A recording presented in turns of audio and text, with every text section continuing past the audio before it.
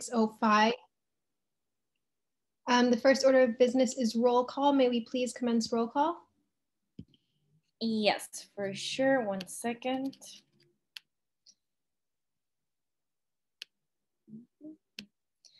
Okay, to begin roll call, student trustee Bravo. Bravo absent. President Kumar. Here. Kumar present. Vice President Ahmed. Here. Ahmed present. Treasurer Nia Manuri. Present. Nia Manuri present. Chief of Staff Almendras. Present. Almendras present. Chairwoman Hamad. Present. Hamad present. Chairwoman El Adawi. Present. El Adawi present. Chairwoman Nadala. Present. Nadala present. Chairwoman Ovire. Present. Ovire present. Chairwoman Show. Here. Show present. Speaker of the House is Sancheva. Present. Sancheva present. Representative Petineo. Here. Petineo present. Representative Kasowski. Here. Kasowski present. Representative Deneibat. Present. Deneibat present. Representative Nehi. Present. Nehi present. Representative Aranda Ortiz. Present. Aranda Ortiz present. Representative Taylor. Present. Taylor present. Representative Abdel Salam. Present. Abdel Salam present. Representative Silva Rash. Present. Silva Rash present. Representative B. Present. B present. Representative Fernandez. Present. Fernandez present. Representative Villa Gomez. Representative Misty Villa Gomez. Villa Gomez. I see that she's in the meeting. Yep, I'm here. Sorry. Oh, perfect. Villa Gomez present. Representative Hack. Present. Hack present. Representative Nguyen. Present.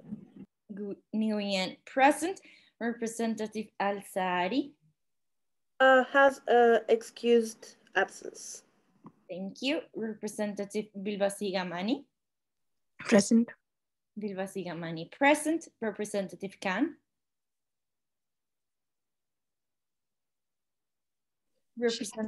She had to step away for a quick minute, but she's here. She is present? Yes. Okay, perfect. Khan present. Representative Malik. Present. Malik present. Representative Henry.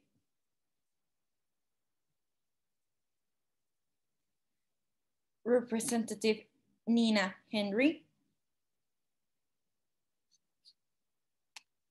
Henry absent. Representative Chris Mann. Present. Chris Mann present. Representative Bora. Representative Bora. Bora absent. And that concludes roll call.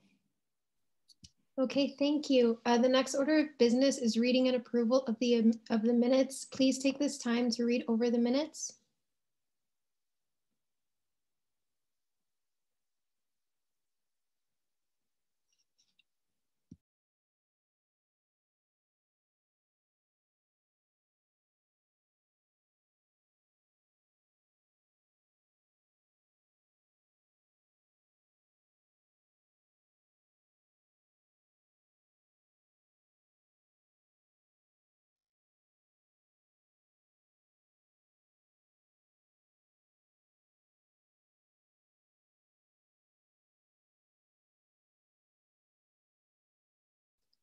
Okay, are there any are there any changes to the minutes?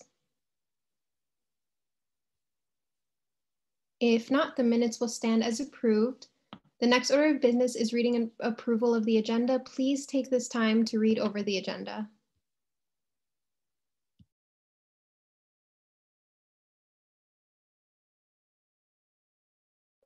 Are there any corrections to the agenda? Okay, if not, the agenda will stand as approved. The next order of business is public comment. Is there any public comment? Okay. The next order of business is guest speakers. And today we have no guest speakers. So the next order of business is ex officio reports. May we please have the report of the advisor? Yes, good evening, everyone. I hope you had a great weekend. I just want to share with you about CSI, have Student Organization Awards. So though you can nominate USG or nominate a student organization for an award until March 15. So I just wanted to share that information with you, and I can put that in the chat as well. Other than that, I'll yield to Lasan to share information about reconstructing the USG meeting during his report. And that concludes the report. Okay, are there any questions?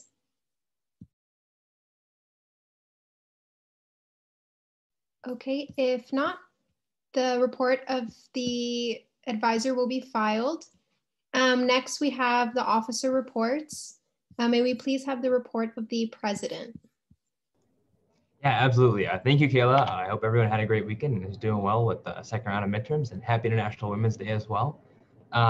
During this past week, we had an opportunity to meet with Vice Chancellor Tolliver to start strategizing on kind of how we're going to push forward on mental health days at the end of the semester. We're seeking letters of support from different administrators. We got a chance to meet with Dean Wright and Cynthia Rosales to review our emergency housing initiative and figuring out how we might be able to purchase housing units through USG and partner up with the existing emergency housing assistance plan.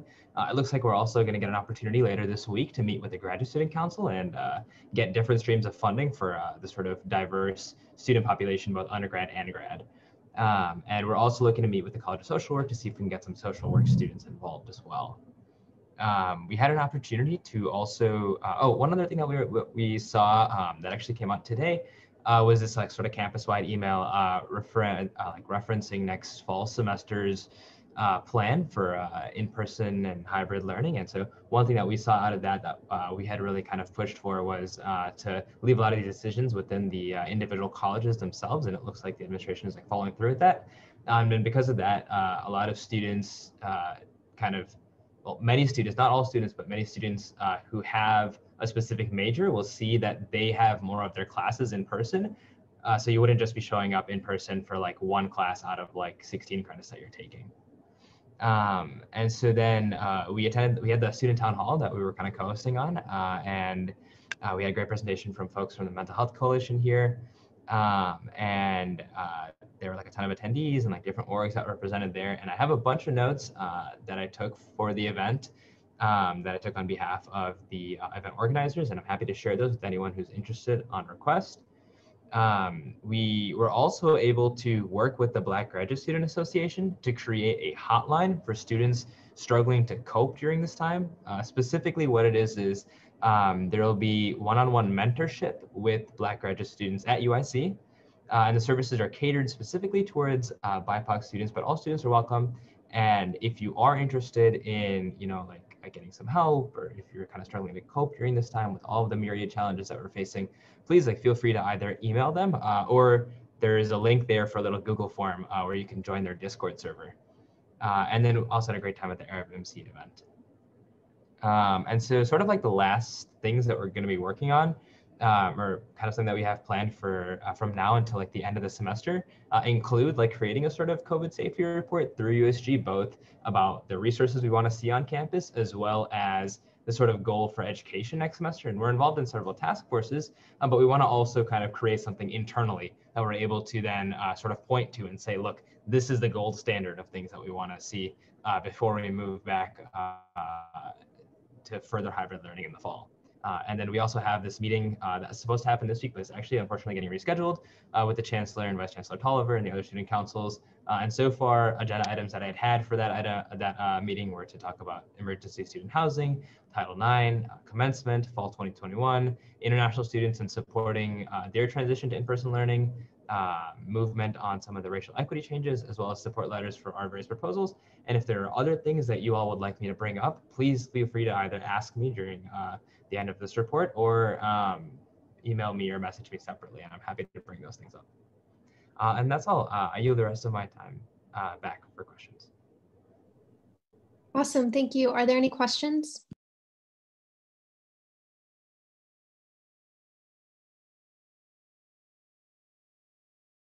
Okay, if not, then the. Sorry, I do have a question. Oh, go. Yeah, so well, when are you meeting with the chancellor and the councils again?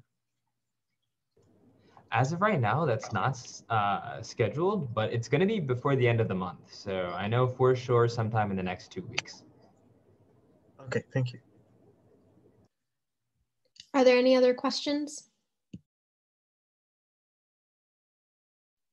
Okay, if not, then the report of the president will be filed. Next, we have the report of the vice president. I gotta. Hi. How was everybody's day? Weekend? I know I usually ask, but yeah. So I'll get to my report. So for Mental Health Coalition stuff, Dahlia is still looking into the IRB approval about whether or not essentially we can publicize the survey data that we collected. I just didn't want to make like a broad ranging statement about that, I guess, in terms of just be really mindful if you are going to share numbers or if you're going to kind of refer to the data, just because it's meant for an internal support of any initiatives that we're pushing or any changes that we're asking to be made, but it's not technically approved to be fully shared publicly. So if anyone has questions about that, feel free to just like text me or contact me however you see fit. And then yeah, so Dahlia and Hassan from the Mental Health Coalition participated in the student town hall that Lawson was speaking about. And we also, at our MHC meeting this week, met with Professor Bailey about different ways to analyze our data set, and also about like IRB approval. And then we also continued conversations with both Dr. Hermes and Vice Chancellor Tolliver. And so the main action item that came from Dr. Hermes' meeting was to reorganize the Counseling Center website.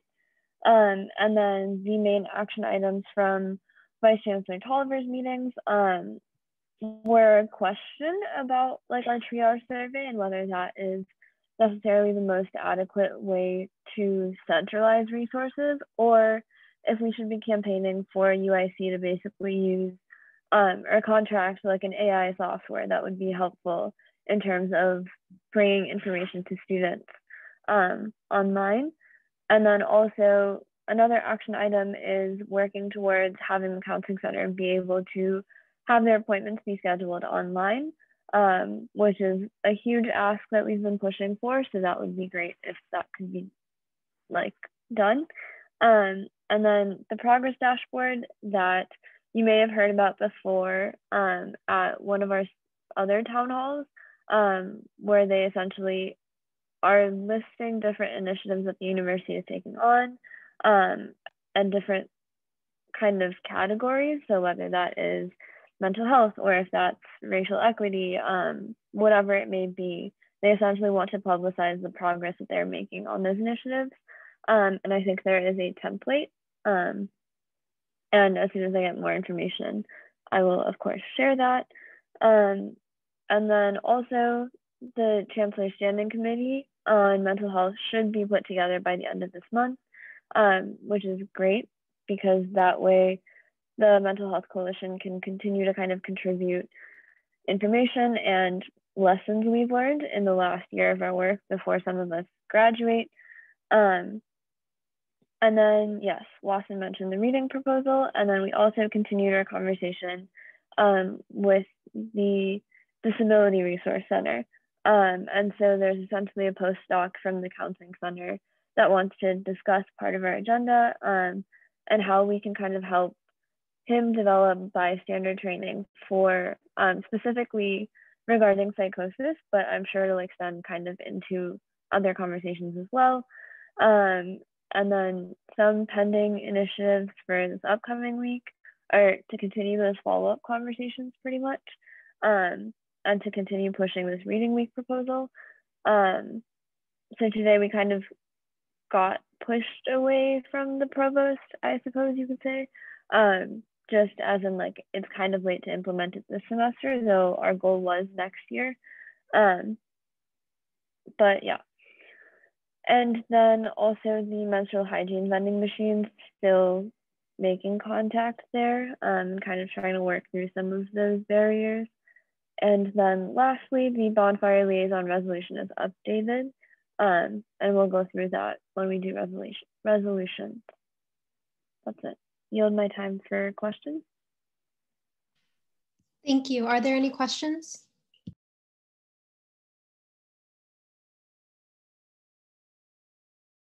Okay, if not, then the report of the vice president will be filed.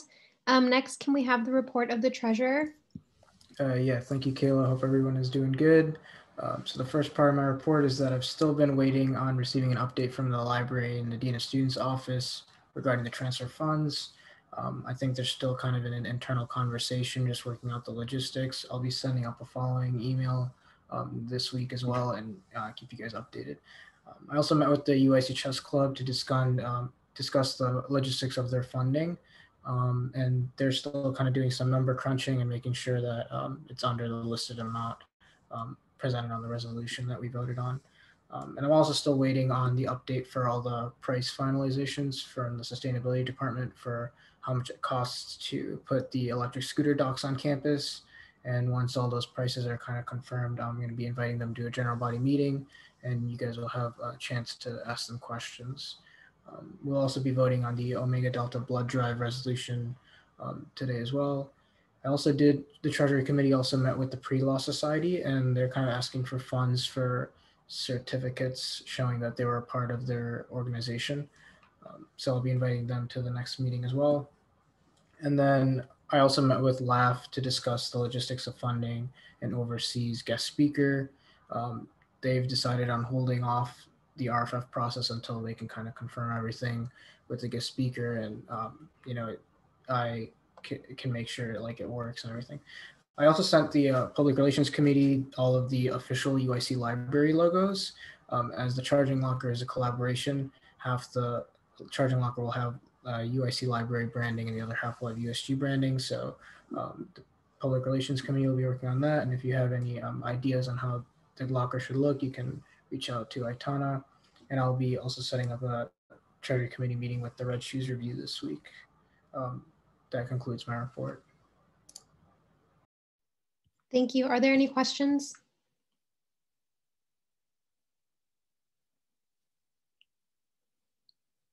Okay, if not, then the report of the treasurer will be filed. Next, can we have the report of the speaker?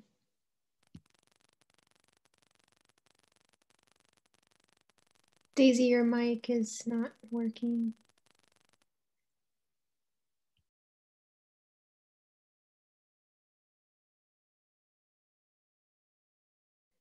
Okay, we will come back to Daisy. Can we have the report of the Chief of Staff? Hello, everyone. So this quote I found was, is when it's obvious that the goals cannot be reached, don't adjust the goals, adjust the action steps. I feel like that's very accurate for me, at least, for the textbooks campaign for PERG. But so last week was Open Education Week. We had a few articles published for the textbook report nationally. And in our work blocks, despite it, being midterms, we still did okay with like the few volunteers we had. We gained over 100 signatures in the single action block we held, and we gained the support of like 10 plus professors and our faculty sign on. And so yeah, so now what we're working on is contacting department heads to discuss open education and see about like a policy that we can implement department wide. And like some ideas I have is like maybe writing a letter and have organizations sign on to it. But that requires meeting with organizations and educating them on what expensive textbooks are doing to students. I'm also working with, student governments from other universities to promote education and plan ways to get their administrators to use open source textbooks because a lot of universities don't even have grant programs. So yeah, and then I'm still working on, getting the listserv for USG with the advisors and working with each committee chair on the executive handbooks. And that concludes my report. Are you for questions? Okay, are there any questions?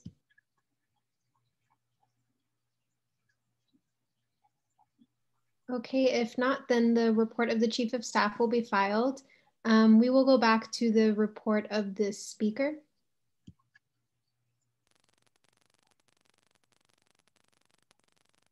Daisy, your mic still isn't working.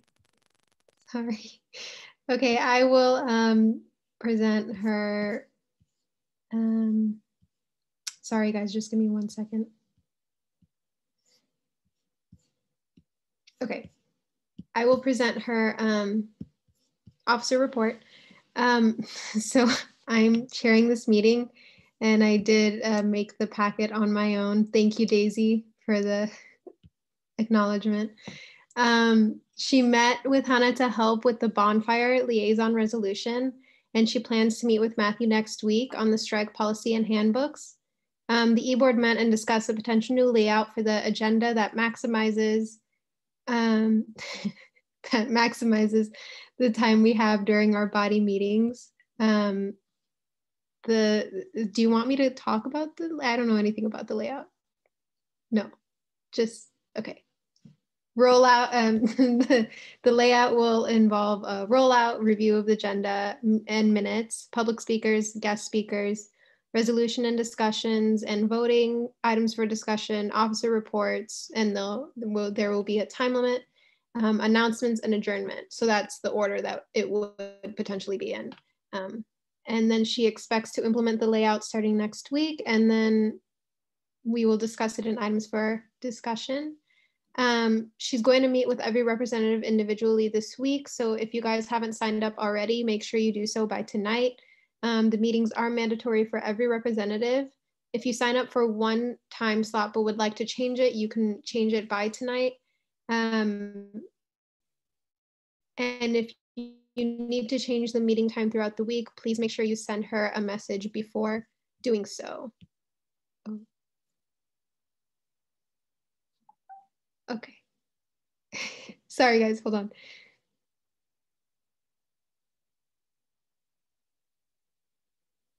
Okay, and she would also just like to remind everyone to be mindful of the way they campaign or run for election.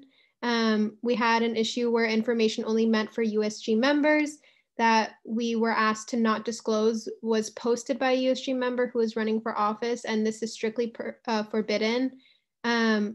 USG isn't allowed to get involved in elections or campaigning. So if you are running for office, you need to make sure you are not using your position or knowledge from USG in your campaigning. Campaign matters are also not supposed to be discussed during USG meetings. So unless it directly concerns USG, like right now, talking about campaigning during USG meetings is not allowed. And I believe that is all for her report. If you guys have any questions, please message Daisy. And with that, the report of the speaker is filed. Next, we have the report of the Diversity and Inclusions Committee Chair. Hi, everyone. I hope everyone's doing well. Thanks, Kayla, for chairing this. You're doing an amazing work. First, I just want to talk quickly about the meetings I've been having this week. They're just obviously continuous meetings because our initiatives are continuous. So the meeting with our chief of staff, the cabinet meeting, I met with Chairwoman Tega to talk about the COVID survey. She will explain it more and launch it for us. Just a couple of things I've been working on, the Title IX resolutions. I met with Watson today to discuss our presentation tomorrow. And Know Your Rights series, the Interfaith Conversation Hour. We have the flyers ready. We'll be posting them. Please share them. And MENA campaign, we took part of it with the Arab American Cultural Center, the Be Aware campaign. The posts will come out tomorrow for our second organization, and the Counseling Center podcast. We have the flyer ready thanks to Nina, and we will be sending it their way soon. New initiatives that we're working on. So I met with our advisor, Mr. Parker, last week, and we talked about funding and how to use USG funds for certain diversity and inclusion initiatives. So we talked about D&I trainings, LGBTQ language trainings, MENA trainings, and vaccine campaigning. So these things are still in the works. We're trying to figure out how to use funding for them and hopefully collaborate with our Gender and Sexuality Center and our Office of Diversity to implement such trainings. And yeah, hopefully we can work on these and finish them by the end of the semester. If not, they will be carrying on to next semester. And that's it. I yield for questions. Are there any questions?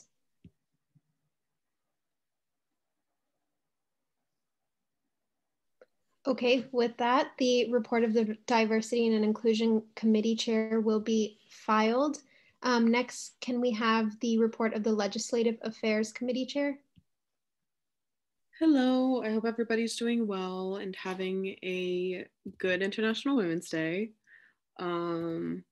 So in regards to Mental Health Coalition meeting points, basically everything on this list was earlier said by Hannah. So we met with Vice Chancellor Tolliver, we met with Director Hermes and kind of discussed, and I mean, she said this in her report, so I'm not gonna kind of go over them again. But Hassan and I attended the town hall, and that was super fun, being able to like talk to a bunch of the other orgs that were putting it together and being part of something like that. It was really insightful, and it was nice to see students kind of band together and talk about issues that have kind of singled us out and made us feel really alone. Other than that, I'm looking into IRB restrictions. All of my searches have been more so everything that I do in regards to like the IRB website leads me to filing like a formal report, even though I've been directed to not file one, like we potentially are exempt. So kind of getting that first step in has been, so I'm just kind of trying to look into that and trying to make sure that we are actually kind of getting our foot in the door with IRB restrictions and not kind of kicked to the curb. So still working on that. Hopefully that will be done and kind of submitted by this Friday. That's the deadline I'm setting for myself. So yeah, hopefully that goes well. In regards to my committee meeting, I've had to reschedule for this week. This week was kind of crazy. I got to, so a lot of my, the committee meeting is kind of going to be a little bit different. We do have officially a new member, Nora, which congrats, welcome. We didn't have a meeting last week, so this would have been her official first meeting, but we're trying to move meeting times around because it's not looking like those times are going to be working for everybody anymore. So that's kind of pending. And then hopefully we're going to know more about lobbying by tomorrow. So because there's a civic engagement meeting tomorrow. So I'm going to be inviting the president of SAC. I cannot speak tonight, sorry y'all. The president of SAC, so Taylor Holmes, to our committee meeting to discuss lobbying, what we'll be lobbying for, the process of how it's going to go this semester, and basically any questions that we have or any like important points to kind of discuss. But yeah, so hopefully she comes to our meeting this week, and I will post if we end up moving things around or if it was just like a this week thing. I will update everybody in my next report on Monday. But yeah, yield for questions. Are there any questions?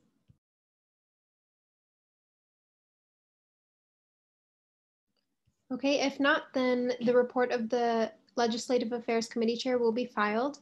Next, can we have the report of the Public Relations Committee Chair? Everyone, and good evening. For this week, I've met up with a lot of people where we just updated and discussed current and future initiatives. As for new things, I have sent an RFF to Anshu, and here's an update with the apparels. So for the hoodie and for the crew neck, Custom Ink no longer distributes extra large sizes. Therefore, I've sent out an email to those who filled out extra large and asked them to either upgrade to a 2XL or downgrade to an L. I hope they respond soon so that we can get them their sizes. And that's all I have. We're just continuously working on the initiatives that we've set out. Thank you. I yield for any questions. Are there any questions?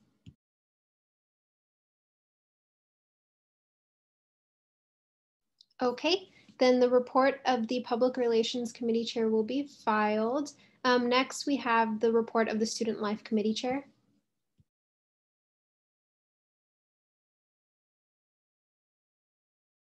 Oh, wait, for a second, I didn't know you meant me. I don't know why I was confused.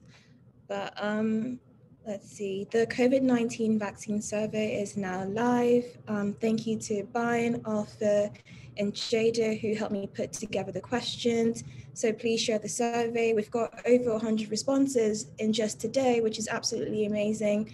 I think if you click link on the report, it should link you to the survey. If not, I will put the link in the chat. I know there was a problem with the link on the USG link tree, so hopefully that is resolved soon.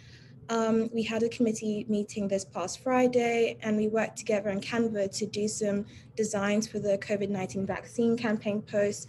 So special thank you to Representative Kosalski for the awesome graphic design you can see on the USG page, and Representative Neji, who is assisting me with compiling the FAQ questions. Representative Kosalski is going to introduce Active Minds, a new on-campus mental health advocacy group, to our committee, and some personnel on the Mental Health Coalition soon. For the Get Vaccinated campaign, I emailed Aitana and Sarah of PRC to get some help with making more infographics. I want to do not just online posts, but hopefully posts in campus buildings and in the residence halls too. The next step for this is to find out if we can put a table outside the vaccination centers, which I think we can, shouldn't be too much of a problem, and hopefully get some I got vaccinated stickers that have like the USG sign on it, so they know it's USG sponsored, and some ice lollies when it's warmer, and some sweets. For the first year seminar courses, I reached out to the Office of First Year Initiatives. I hope they would get back to me this week because I reached out to them last week. I plan to work on a letter to the Vice Provost regarding this, but Wasan and I have a meeting scheduled with the Vice Provost a month from today, so hopefully we can bring this up in the meeting. And if you just scroll, can you scroll wherever you like this? Yeah, that's the fact sheet that has basically tells you everything about the first year seminar and the proposal. And yeah, I hope everyone has a lovely week ahead and you get to enjoy the really nice weather outside. And I yield for questions and comments. Thank you.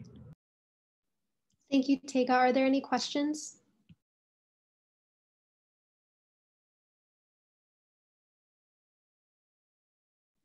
Okay, if not, then the report of the Student Affairs Committee Chair will be filed. And that concludes the officer reports. So the next order of business is old business. First, we have resolution here. Oh, did we miss this one? So sorry. Yeah, thanks. So sorry. Sending a message. It's okay. It's okay. So we were working on an art drive with university ambassadors, and we were hoping to get involvement from PRC, the Wellness Center, and some art therapy orgs on campus. So that's in the works. It's basically a virtual art drive or festival where students can submit their artwork with a spring theme. and it'll be run over social media. I believe with university ambassadors. I'm going to be attending one of their meetings tomorrow to learn more about it.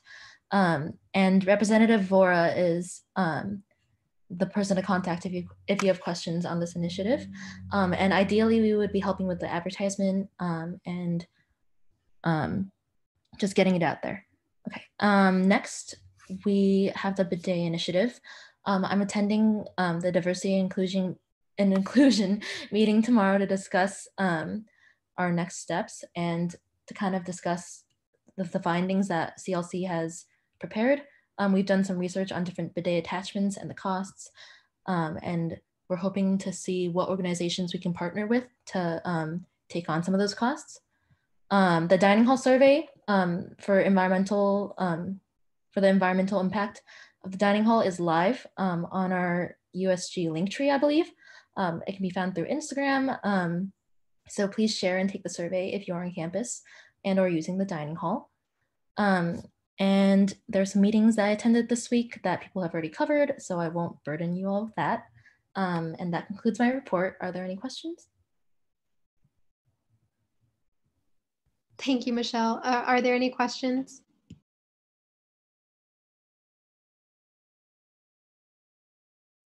Okay, and so with that, a report of the Campus Life Committee Chair will be filed. And now that concludes the officer report. So the next order of business is old business. First, we have resolution 2021 S6-1101, which we will vote on tonight. Mohsen, do you want to scroll down a little bit more? And then can you present it for us? Yeah, absolutely. Thank you, Kayla. And today, since we have a little bit more time, I'll make sure to read the whole thing. So we're at resolution 2021-S6-1101, a behavioral mental health crisis response team. And it reads, whereas public safety, mental health, and creating diverse student resource pools are key priorities for the undergraduate student government. Then let it be resolved that USG endorses the following proposal for a behavioral mental health crisis response team. And for a little bit of background, so the Use of Force Subcommittee is part of this public safety board that is created to review policies and provide feedback, serve as a liaison and provide communication to this larger group, and review use of force data from the UIC Police Department. And so beyond surveying this sort of existing use of force data, policies and practices, we proactively research and consider alternatives to the use of force, including crisis de-escalation techniques and non-police response alternatives, non-violent crises. We have studied the Crisis Assistance Helping Out on the Streets, CAHOOTS program that has served as a non-police crisis intervention in Eugene, Oregon for over 30 years. The Support Team Assisted Response, STAR, in Denver, which is a similar program that's been launched in June 2020 that has had promising results in the first 6 months. And so we found that these non-police crisis intervention programs present a viable model upon which to base policing reform proposals at UIC. Beyond simply reforming UICPD, this approach proposes a new paradigm for understanding police intervention and interaction with civilians. A behavioral health crisis mobile response team is a separate independent institution that can work in partnership with UICPD to respond to emergency calls involving nonviolent crises. In nonviolent crises, emergency dispatchers would call on and send a BHC MRT response in lieu of sending police. Initially, such a sweeping change in practice may seem inadequate. After all, the armed police intervention model for emergency response has been a central feature of our social and cultural expectations about safety, law, and order since colonial times. But empirical data and 31 years of experience in Eugene demonstrates that a non-police response is a viable alternative to armed police responses. In 2019, out of 24,000 calls to which CAHOOTS responded, only 250 of those, or about 1%, required supplemental police presence. An added benefit is the potential increase in availability of police officers to address calls that do require their presence. For example, the CAHOOTS program resolved an estimated 17% of the Eugene PD's overall call volume. In addition to the increase in availability of officers to fight crime, there was an estimated $8.5 million in savings to taxpayers. And so to go a little bit into program description, the individual or the group would serve as liaisons to UICPD to assist with calls involving nonviolent crises. Crisis counselor offices would be located at UI Health, and they would provide 24/7 behavioral health services. Crisis counselors would assist with transfers and evaluation of persons of concern who may need behavioral health services, including risk assessment.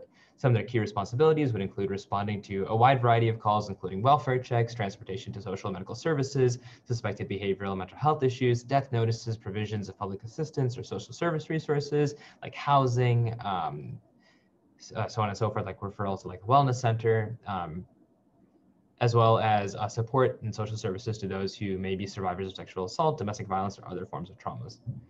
They would do things like hospital transfers. They would, for example, like take people from the counseling center to inpatient psychiatric services at UIC.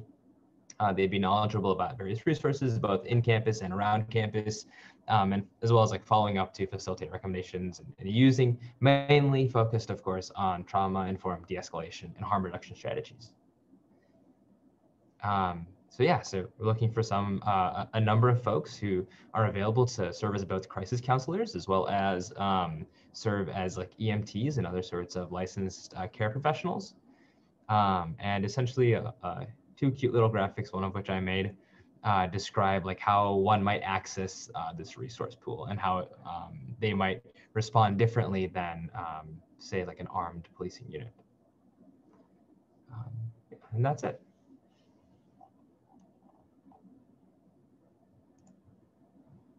Thank you. Are there any questions?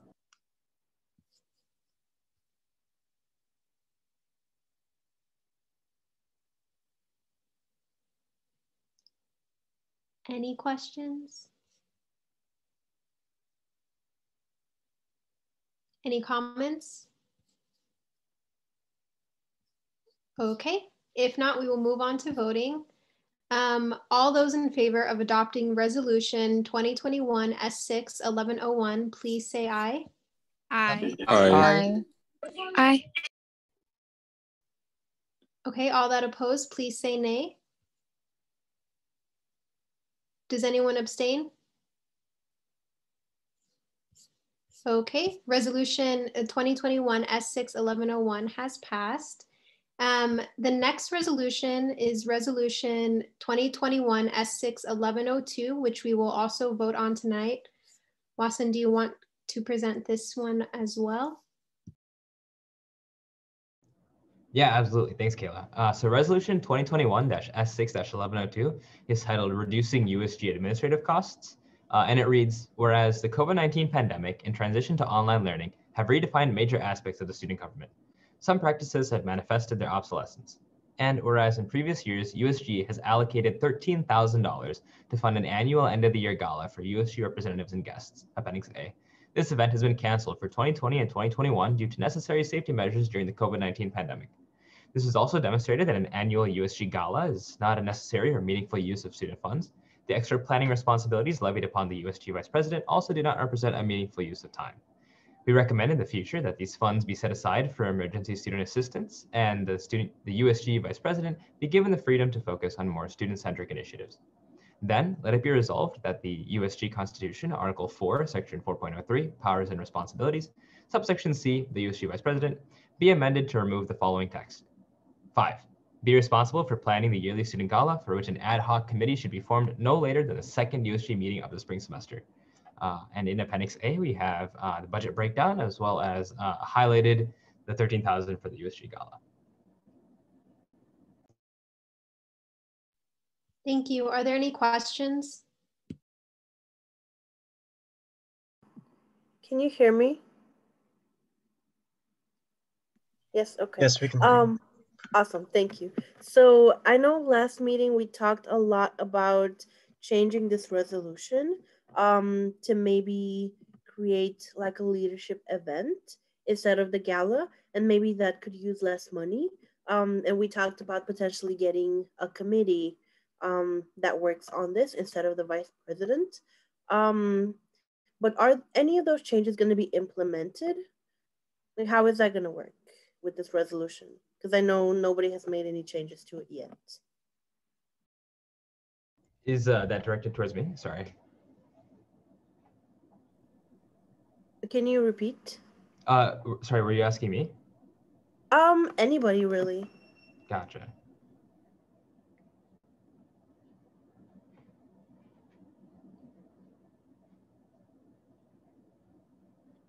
I think just as the time like approaches and we start planning for it, and I guess this is going to be amended into the bylaws. So whoever becomes like, you know, vice president next semester, then they have to be aware of this.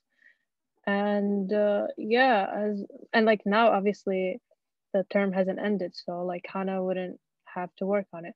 But I think you just have to be like more specific with your question, Daisy, because I just don't think that there has to be like measures being implemented now more than including it in the bylaws. Just making sure that the next person and then the person right now serving the role knows of those changes. And another thing I wanted to mention is the statement where it says, let me find it.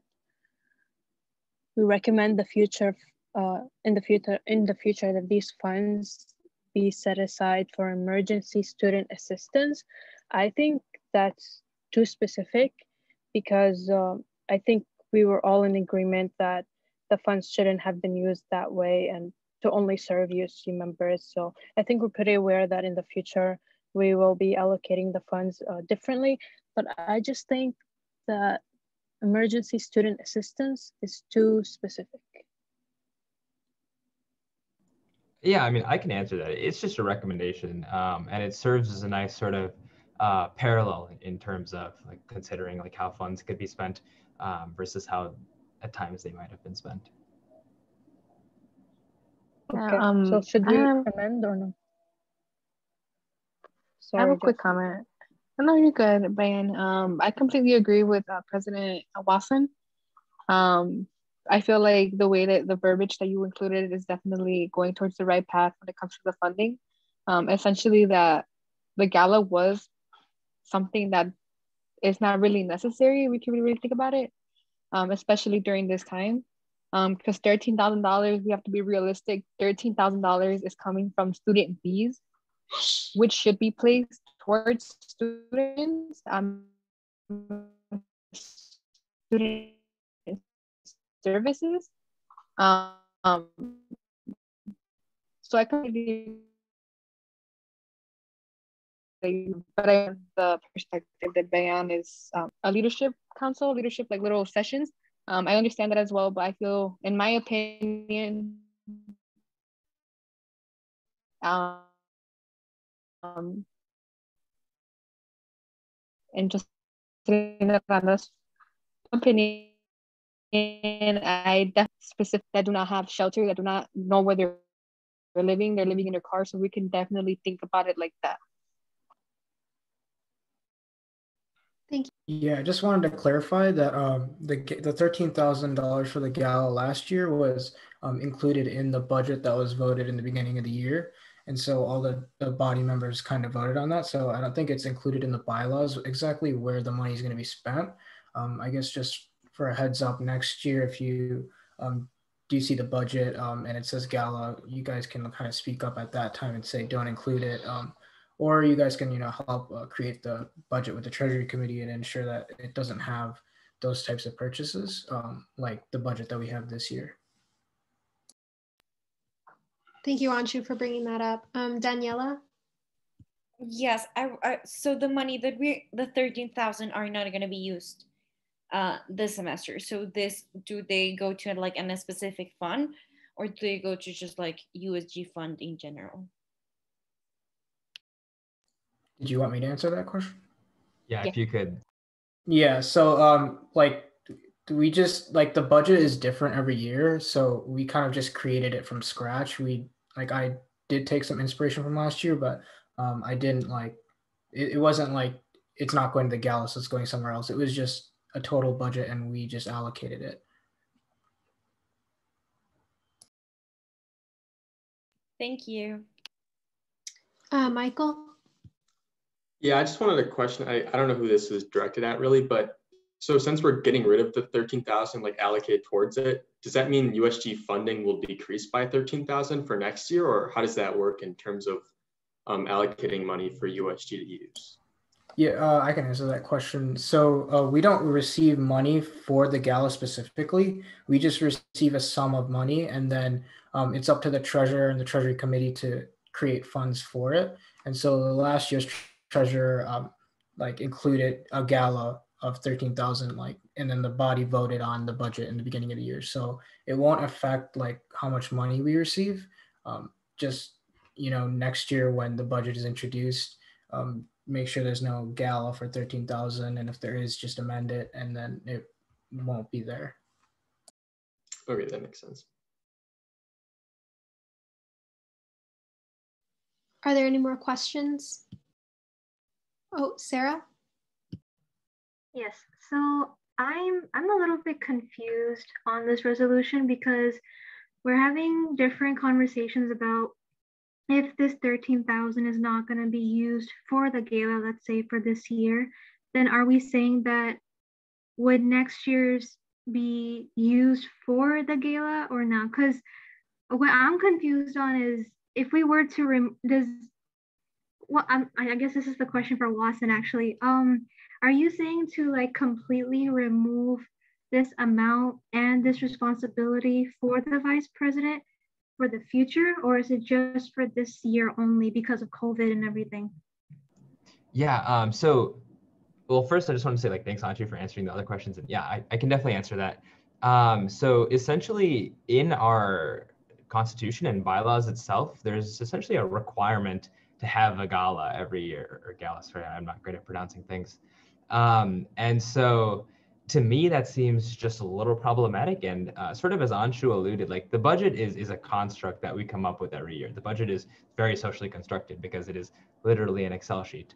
And so whatever we want to be in the budget can be whatever we end up spending the money towards, or whatever we end up dedicating the money towards. We have a pool of money. This year it was about $100,000. That might change, but the only reason that it would change is really based on university budgeting. So it wouldn't necessarily change based on whether or not we host a gala. That being said, of course, like us having a requirement to carry on a gala as sort of something that we do every year and is something that is expected of the vice president of USG, I think might not be that great, especially just given all the really amazing stuff that like Hannah's been able to do this year with like the Mental Health Coalition and all of the cool work that we've been able to accomplish. I think that there are definitely just like better ways that like you could spend planning time, and then also better ways, absolutely better ways that you could spend all these extra funds. Okay, then I have a follow-up question. If we're not supposed to be having a gala per se, because I also think that 13,000 is a bit too much, but if we're not going to have that, is there some sort of like, because I mean, I'm a transfer student, so that's why I don't know much about USC and what's been going on and what happens every year. So for USG specifically, would there be like some sort of like a small get together, like how we had like a USG social and like at the end of the year party? Like, would that be in the mix towards the end of the semester? Yeah, absolutely. We're definitely like still hoping to be able to put something together for everyone, whether that be like virtually or through some way that we might be able to like get food either together or more likely looking like food delivered like to everyone's houses individually. And so Anshu is like putting together some like planning around that and putting together some thoughts on how we might be able to work with either like Uber Eats, and essentially be able to maybe just give people credits to be able to buy their own food and just kind of hang out at the end of the semester. Because I definitely think there's a lot of value to be gained for USG to just have a sort of end of the year program, both to sort of celebrate our accomplishments, but also to prepare for the sort of next generation of USG and whatever happens like with next year. So absolutely, I think that there will be something at the end of this year, or there absolutely will be something at the end of this year. I just don't know if it needs to be like so specifically like written into the Constitution like this. Okay, that clarifies much better. Thank you. Yeah, for sure. Bayan? Oh, sorry. Yeah, just quick, I raised my hand was. No, I'm just kidding. Just a quick thing I want to mention. We actually discussed this during my meeting with Mr. Parker, and we we're talking about something to have something like this, but more inclusive of other student organizations. So definitely have like a gala to celebrate all of our accomplishments, but just have it more inclusive with, and like invite other student organizations and celebrate their accomplishments. Yeah, I totally agree. I mean, I definitely think that there's like value to have a kind of inclusive program that has student orgs from across campus represented. Daniela? Yes, so just to make sure we all understand, and feel free to correct me, this is just taking the responsibility of planning the gala from the vice president, right? And it is suggesting that this money is allocated for other needs. However, if next semester, whoever is the president, vice president, the administration decides to have a gala, even for USG or for other members, they still can do that, right? Oh yeah, absolutely. I mean, next year's administration can choose to spend their budget however they see fit. There is no requirement here banning them from ever hosting another gala, but there is a requirement here. Sorry, there's a removal of a requirement here for a gala. It's essentially what we're trying to do. That makes sense. Thank you. Are there any more questions?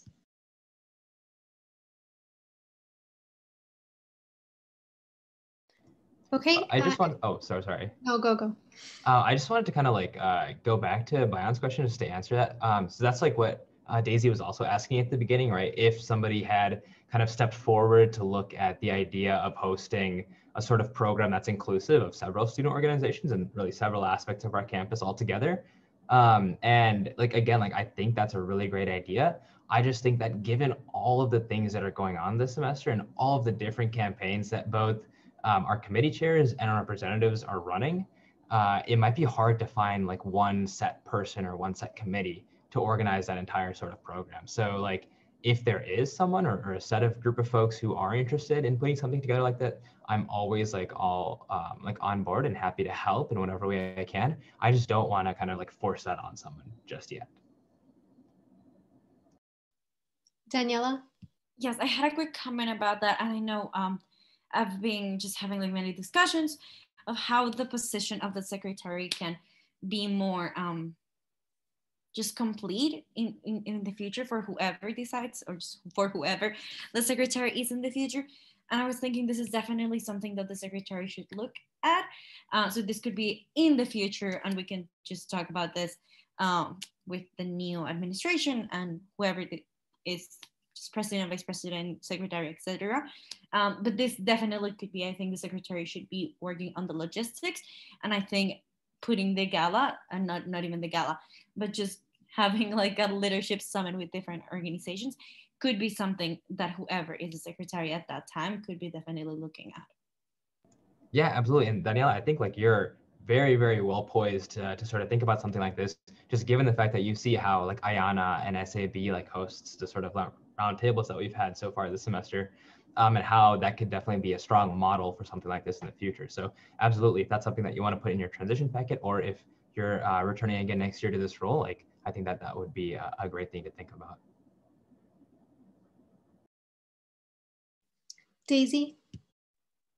So in that case, I'm thinking if you guys want, we can potentially motion to add that in here. So it could say something like, you know, if we do decide to do an event, it would need to ask for funds. So it needs to be a resolution and go through the Treasury Committee, and you know, be approved by the members.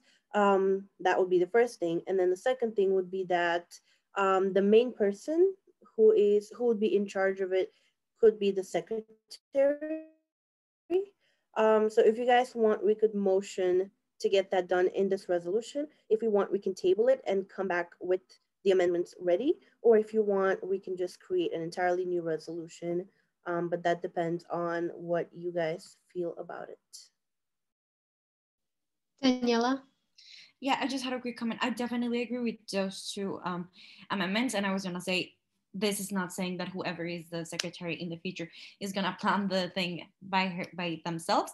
But definitely last week we had this discussion of if we put the gala to a specific committee, then people would just, if they want to be part of like different committees, that would be something like an impediment. So if the secretary leads this, then the secretary can create a small committee with people from all the other committees. So the committee for the planning of the gala would not be exclusive. You could still be part of whatever other committees, but also help in the planning of the gala. So I just wanted to clarify that.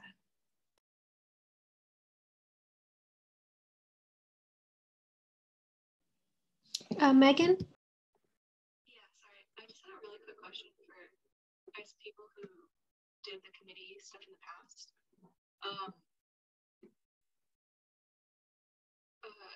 Just like for funding wise, because it was pre-allocated for the budget before, did you have to pass RFFs to take money out like we do right now for like any sort of committee like program, or like even for treasury we take out funds for, we do RFFs for funding for like outside organizations? Is that the same process that happened during the gala? And if that's the case, does that have to be listed out for like this resolution to the, or revision to the Constitution bylaws?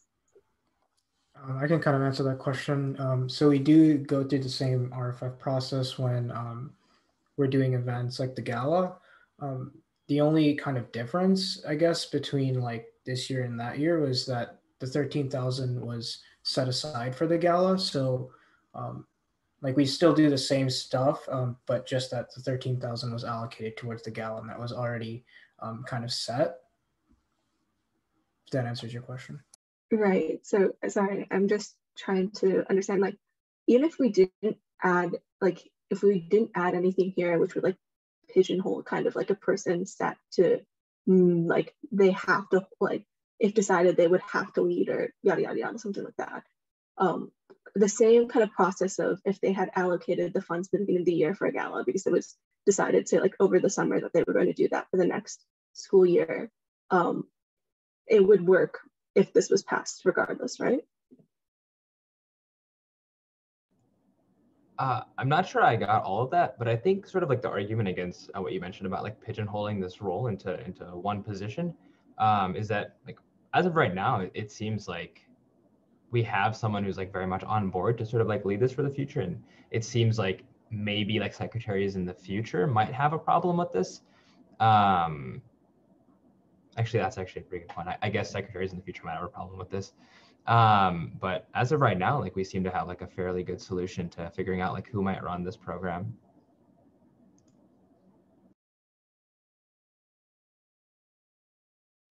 Daisy?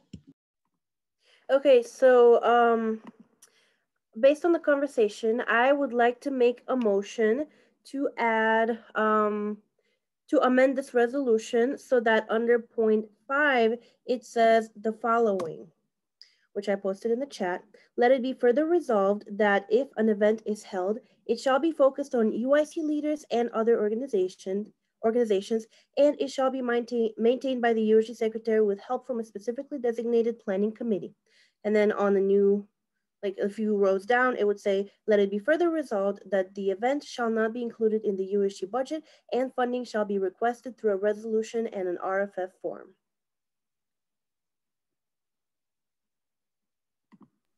Okay, there has been a motion to add this to the amendment. Is there a second?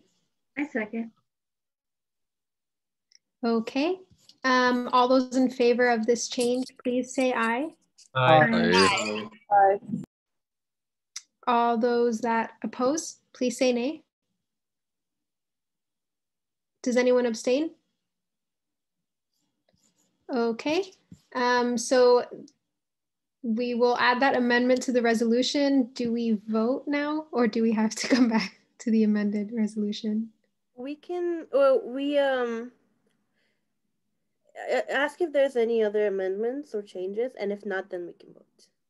Okay, cool. Are there any other amendments or changes to the resolution? Okay, if not, then we will move on to voting. All those in favor for adopting resolution 2021 S6 1102, please say aye. Aye. Aye. Aye. All that oppose, please say nay.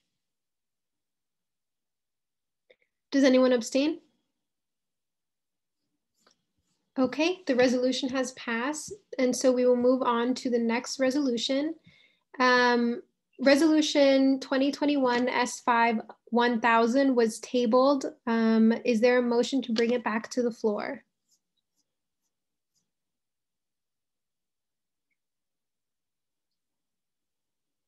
I would like to motion to bring it back to the floor. I'll second.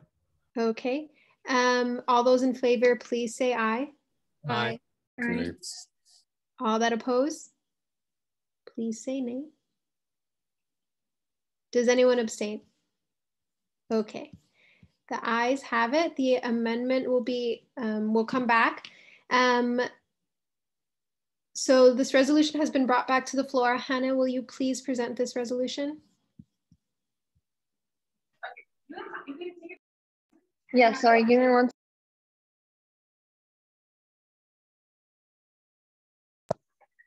Okay, so I'm going to read this out loud again with the changes that I made.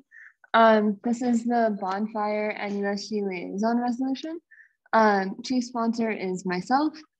Whereas the undergraduate student government recognizes bonfire as an independent news source for UIC students and associates. Whereas the USG body this year has focused heavily on increasing the student population's general awareness of our organization. Whereas the body recognizes the strength in forging a relationship between the two organizations, both for the purposes of informing students.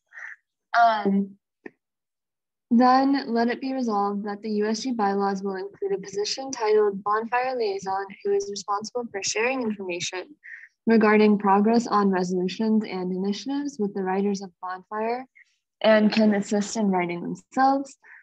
Let it be further resolved that an Article 7 shall be added to the bylaws as outlined below.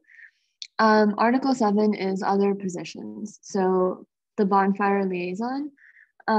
The Bonfire Liaison shall be a member of the USG House of Representatives and shall serve as a connection with the independent student news organization, UIC Bonfire. As such, the Bonfire Liaison should still be a committee participant and is still responsible for the role of representative within USG. The Bonfire Liaison's main duty is to uphold a meaningful relationship between USG and Bonfire by ensuring consistent communication and can also write for Bonfire if desired. The Bonfire Liaison shall be overseen by the Chief of Staff and have a weekly meeting with them in order to share updates, make any inquiries, and formulate a report for Bonfire of that week's important USG updates. Any USG member will identify their interest in holding this position when applying to be a part of the USG body, and a decision will be made regarding which representative holds that position after all representatives join the body for that semester through an election process. Once the liaison is chosen for the semester, the nominated representative will then apply to Bonfire through their formal recruitment process and must be accepted in order to fulfill the role of Bonfire liaison. This position is neither on the executive board nor compensated through monetary means. This position is highly encouraged to be filled every semester, but may not be fully necessary. And finally, let it further be resolved that a point shall be added under Article 8.4, subpoint A, as outlined below. The Chief of Staff is responsible for overseeing, communicating with, and guiding the Bonfire Liaison. Do you mind scrolling up, Kayla? Thank you. I just wanted to make a motion for an amendment where it says, whereas the body recognizes the strength in forging a relationship between the two organizations, to delete both and that space prior to the semicolon.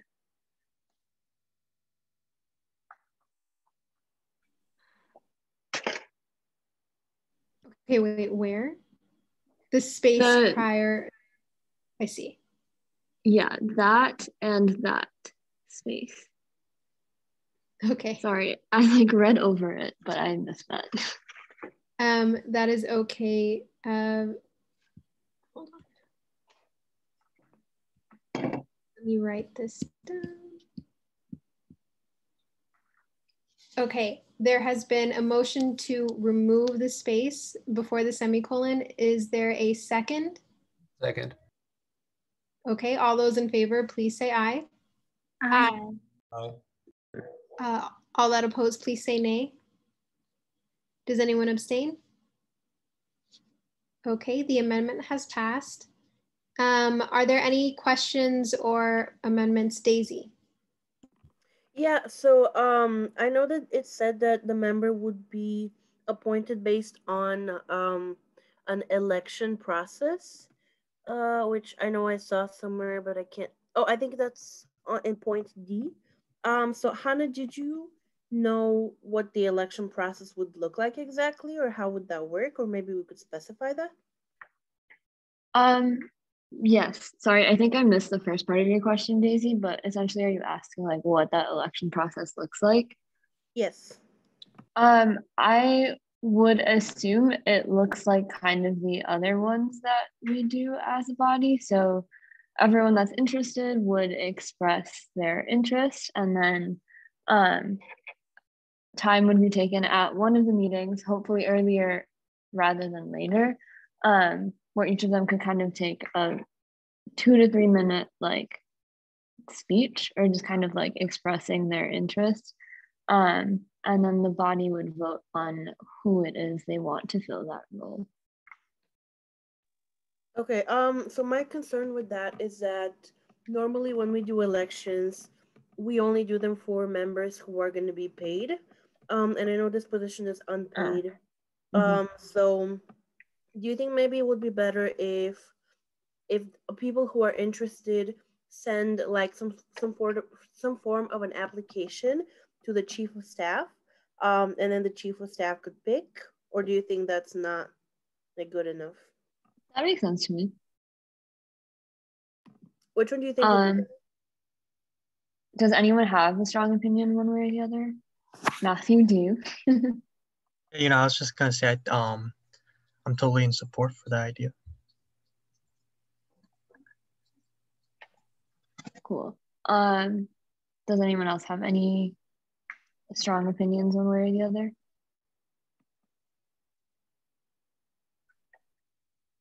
Okay. So in that case, then can we also have a motion to amend point D to say rather than through an election process, through an application process in which, sorry. No, sorry to interrupt, go ahead. So instead of through an election process, through an application process that is submitted and eventually decided on by the chief of staff. Submitted to and eventually decided on by the chief of staff.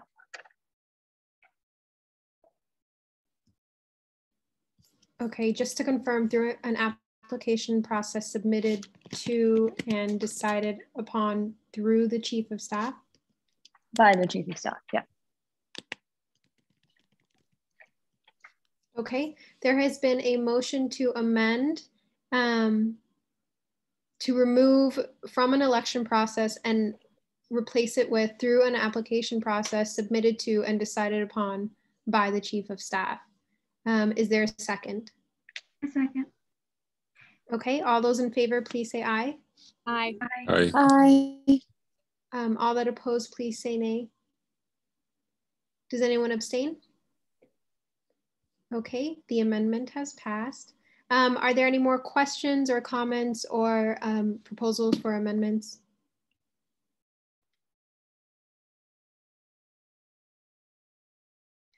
I have a question for you all. So should my next step, should I make the interest form or application, or Matthew, do you want to make that?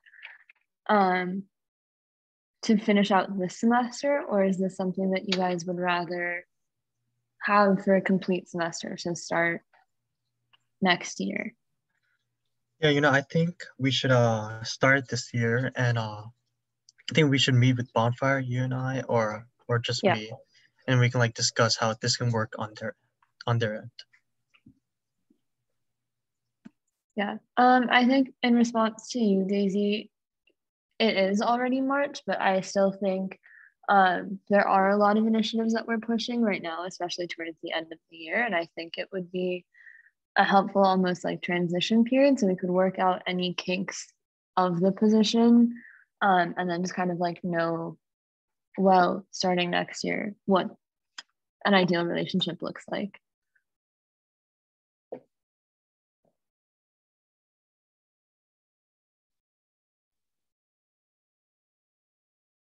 Are there any more questions or comments? Okay, if not, then we will move on to voting. All those in favor of adopting Resolution 2021 S5 1000, please say aye. Aye. Aye. Okay, all that opposed, please say nay. Does anyone abstain? Okay, the resolution has passed. And so finally, we have Resolution 2021 S6804, which will be voted on tonight. Anshu, would you like to present? Yes, thank you, Kayla. So this is the Omega Delta Blood Drive resolution, the chief sponsor being me, and then co-sponsors Mohammed, Matt, and Megan. So whereas the undergraduate student government has funds allocated for external organizations to help the undergraduate student body, and whereas the Omega Delta fraternity on campus wants to host a blood drive as a philanthropic event in the Illinois room, whereas Omega Delta fraternity will promote USG's involvement on their blood drive merchandise, and whereas in previous years, the annual blood drive collected 30 units, saving up to 90 lives, and let it be resolved that USG will contribute $500 to cover the cost of the Illinois room and $100 to cover the cost of half the merchandise for the event, totaling $600.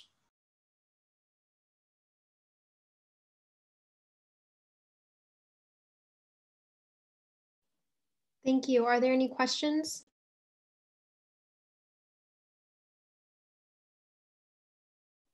Any comments? Any amendments? Okay. If not, then we will move on to voting. All those in favor of adopting Resolution 2021 S6804, please say aye. Aye. Aye. Aye. All that oppose, please say nay. Does anyone abstain? Nay. Okay, does anyone abstain? Okay, this resolution has passed. On to our next order of business, which is new business, and we have no new business today. So we will move on. We'll move on to items of discussion. Our first item of discussion is a new meeting layout. And Daisy, would you like to talk about this? Yes. So a few days ago, the e-board had a meeting, and basically we discussed a potential new layout to the meetings because we kind of feel like the current layout is not very successful. And by the time we get to resolutions, oftentimes that could be way beyond the time that our meeting times are supposed to end. So I know in the past we've had resolutions up until 8:30, and that's really late. So the way we are thinking of changing it would be, first we would start with our typical roll call, and then we would review the agenda in minutes. So that would be, pretty standard. Then we would have public speakers. Then we would have guest speakers. And for the guest speakers, we actually discussed that it would be a better idea if they were timed to no more than 5 to 10 minutes per speaker, and then there would be 5 minutes for questions. After the guest speakers, we thought about having resolutions.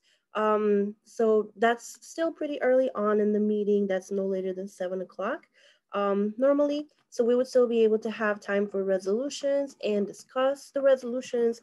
And then if it's the time for voting, then also voting on the resolutions, hopefully before people start leaving the meeting because it's 8 o'clock.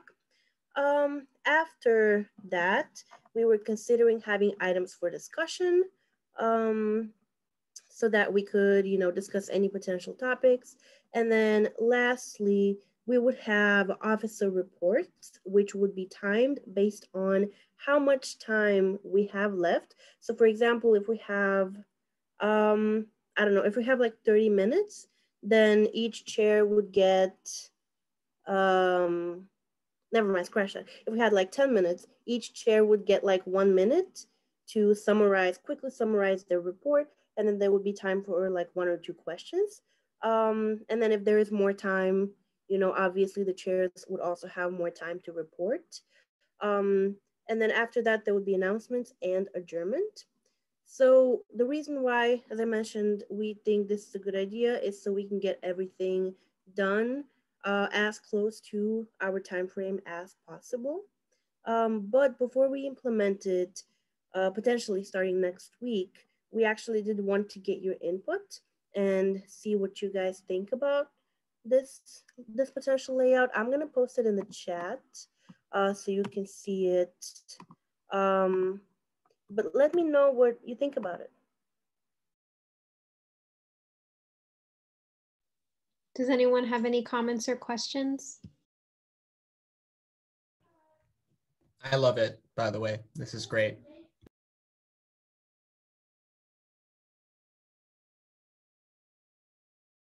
Yeah, it would be nice to hear representatives' feedback on this because like we discussed it as an e-board, and we like all agreed on it, but it would be really nice to hear what our representatives think.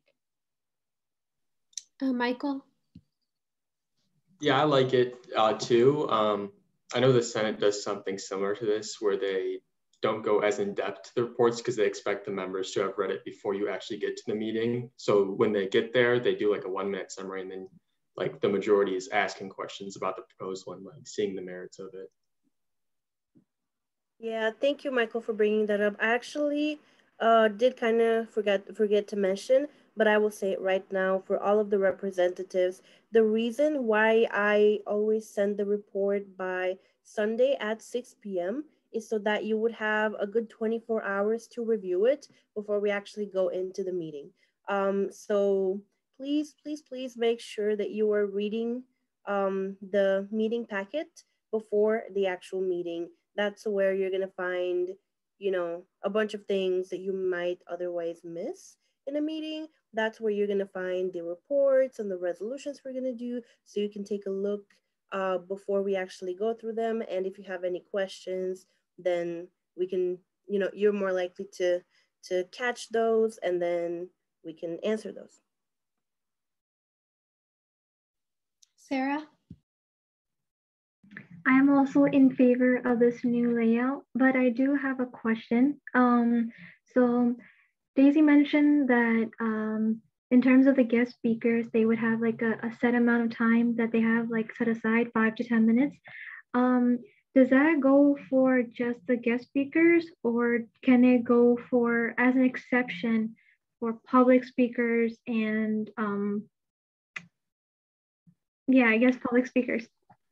So I can answer that. So public speakers actually do have a limit that's outlined in the legislative documents. I'm not sure if it's the bylaws or the Constitution, but one of them, it says that public speakers have 2 minutes to present whatever issue they're talking about, and then we have time to respond, and then they have time to, respond back, and so on and so forth. So that is already time limited. Thank you.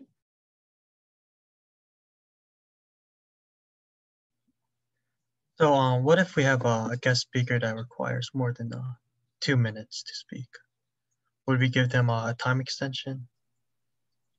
For public speaking, if that's what you mean, public speakers only get 2 minutes. And for guest speakers, the maximum would be 10 minutes is what we discussed in the e-board meeting. Would be 5 to 10 ideally. And the reason for that is because a few weeks ago we had a guest speaker who took probably about 30 minutes, and then we ended up finishing late that day because they took a while. So that's one of the reasons why we are thinking of limiting it to 10 minutes. But I think also just like one thing on top of that, Matthew, is like if there is a specific, like if you know ahead of time that this might be something that we're going to spend more time on, you can also like just motion to kind of extend the amount of time that's like allotted for like guest speakers. For like if you know your speaker is going to come in and their presentation might be like fairly long, like you can always make that motion. But the other important thing that I want to talk about is also the idea of hearings, right? Like when you bring in someone who you kind of plan to, with your committee, to ask very serious questions of, like we had kind of talked about in the eBoard meeting, we were planning on bringing like the Title IX coordinator. At some point, we were hoping to maybe also get Vice Provost Nikos Varelas to join us as well. And so essentially giving your committee that space and that time for everyone to be able to ask questions is definitely going to take longer than maybe that 20-minute space. So you can always motion to extend that period to be 30 minutes or longer if you so need. I agree. It can be motioned to be extended, but I would actually say please only use that if it's actually something, you know, super important, because otherwise we'll have to stay pretty late, and we're trying to be respectful of people's time. Okay, thank you. Are there any more questions? I have a comment. I think just going forward for guest speakers too, I think it might be part of our responsibility, like while they are presenting and even right before, to like continue to emphasize that they have a certain amount of time left, because the guest speaker a couple weeks ago, we did tell them that they had a certain time, and even before we did like try to you know, limit the time. So I think it might just be on our side of not being as polite as, you know, to just keep that in mind when we do invite guest speakers to come. So.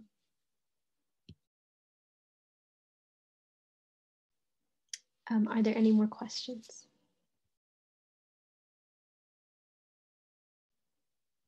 Okay, if not, then we will move on to the next order of business. Sorry, I have an additional item for discussion that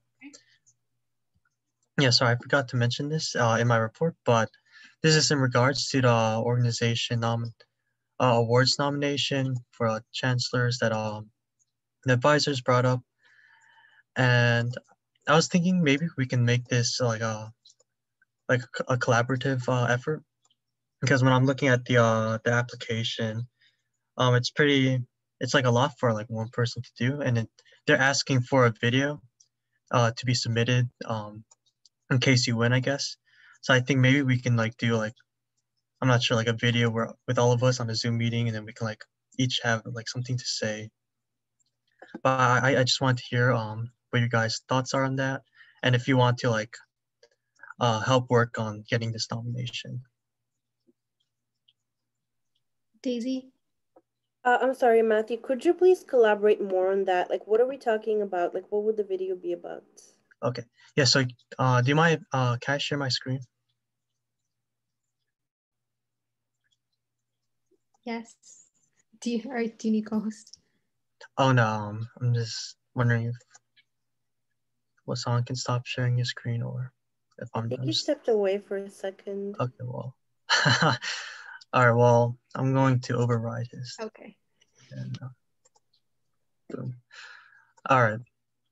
So there are two awards. One is the Outstanding Student Organization. These are the things you get.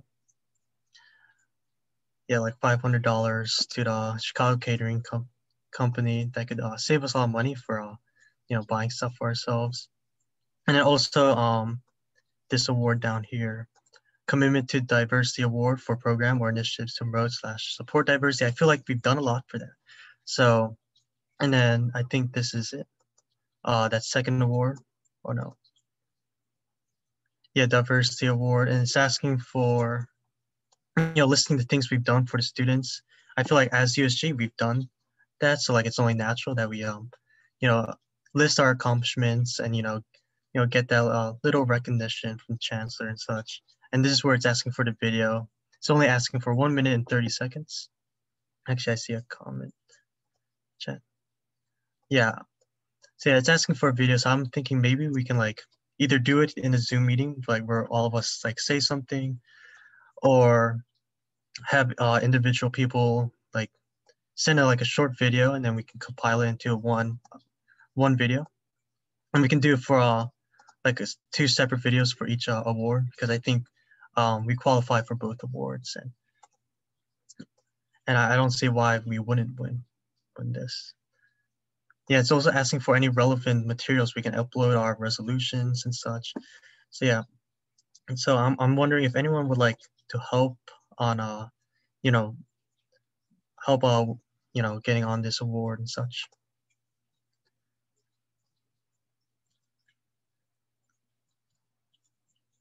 And yeah, if you are interested or have any ideas, please let me know now or email me. I'll put my email in the chat.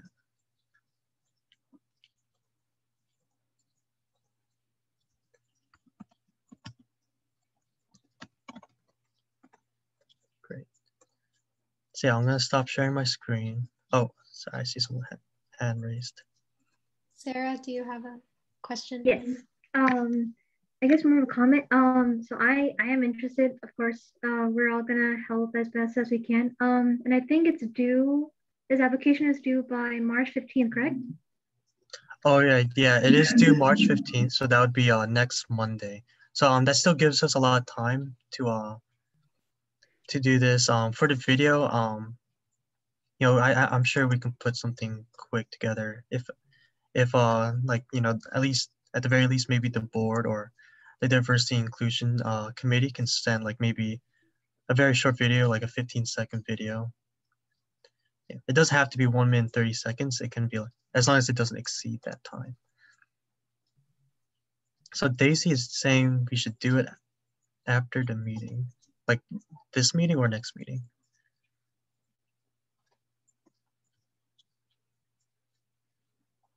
Next meeting is the 15th, so probably after this meeting. This one, okay. So if we're gonna do it this meeting, what are we gonna say? What is the question? It's just, this is it right here.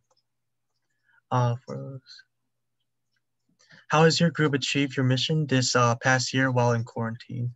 And then the second one is, how has your group defined resilience against the challenges you have faced during the pandemic? And or 3, so it's actually making us choose. How has your group built community in the past year during this quarantine? So yeah, so I guess we can vote on which one we would like to speak on.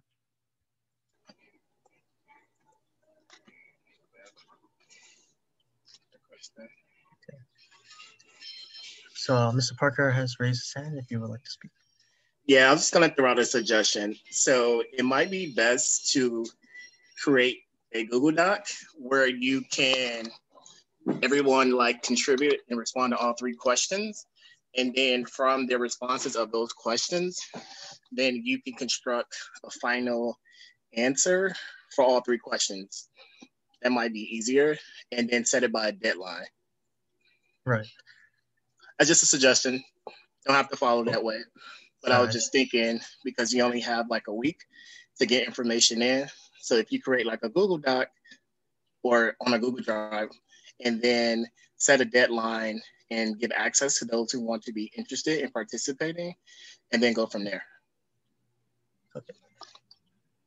Yeah, because I think doing it right after meeting is just a little bit too short notice. I'm thinking maybe we can kind of combine Wasan's idea. Maybe those who are interested in doing this, they can quickly stay after this meeting, and then we can decide on the time to meet later in the week, and then we can and then at that time we can record the video. So what does everyone think about that?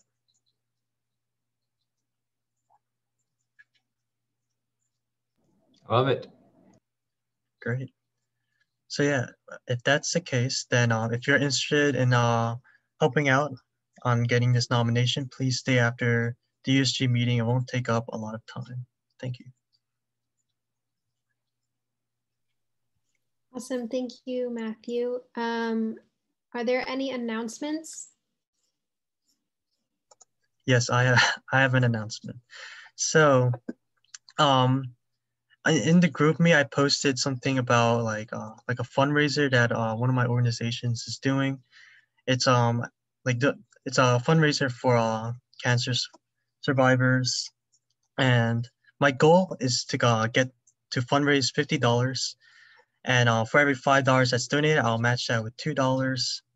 So if I get my goal of $50, I'll donate 20, which actually I saw just earlier that I already reached that goal of 50. So I've increased my goal now to 100. So like, yeah, if you want to donate and help out, even if it's just like $1 or $2, you know, anything would help.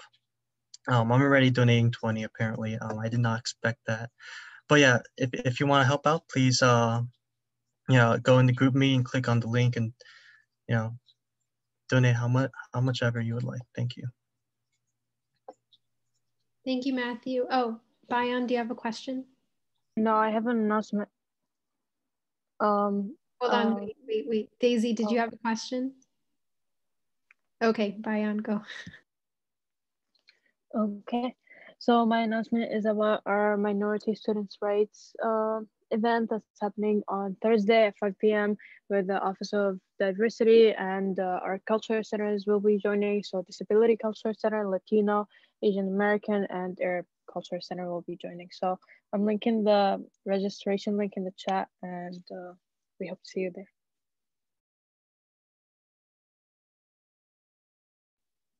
Awesome, thank you. Daisy, do you have an announcement? Yes. Just a reminder for you all that our meetings, individual meetings, will happen this week starting tomorrow. So if you haven't signed up, which I think everybody did, but if you haven't, please make sure you do so. If you need to change your individual meeting time slot with me, please let me know. Don't just change it and expect that I'm going to see it. If you change it like 30 minutes before we're supposed to meet and I don't know we're supposed to meet, then I'm probably not going to meet with you. So please make sure to check in with me if you need to change your time. And you can change it without letting me know by tonight. But then starting tomorrow, if you need to change your time, please do let me know, okay? Thank you, Daisy. Are there any questions? Okay, any more announcements? Oh, Daniela, do you have a question or announcement? I have an announcement. Okay, my announcement is that in the EBER meeting, we discussed creating, wait, I'm sorry, I'm thinking in Spanish. Time capsule for us to create together and to have it in the USG office, or if you're able to put it like underground, that would be better. That would be amazing. So I will be passing the resolution next week. So I just wanted to let you all know that, well, we'll be presenting it next week. That this is coming, and the idea is that all of us are able to write something personally, and also what you did in USG, for us to just think about like what we went through with like COVID, Black Lives Matter, absolutely everything that just happened in 2020 and 2021. So yeah, just to make sure that everyone knows that's coming. Awesome, thank you. Jocelyn, do you have a question or an announcement? Yes. Let me lower the hand first if I forget. But earlier, I know we were all talking about the Omega Delta proposal, and it kind of cut off on my end, and it's been kicking me out during the whole meeting. But I just wanted to mention that although we have been doing a lot of Title IX policies and a lot of Title IX regulation and work, I do want to point out that we do need to be more aware of the organizations we are supporting, for the reason that Omega Delta was actually accused and actually has a brother. This is also a trigger warning for sexual misconduct. So if you don't want to hear this, please mute me or mute the computer. But he was accused of raping someone from campus. So I want to bring up the matter that, yes, we are working towards a better path and paving the path for better policies to be implemented at UAC. And I understand that they are doing a good cause, but now that we passed this resolution, we are now supporting a fraternity that has a current rape allegation from this semester, spring 2021. So for next time, if we are supporting any other organizations, please do the research, because anything can look cute on a piece of paper. So like I said, for next time, just a heads up, please, if you can do like that specific research.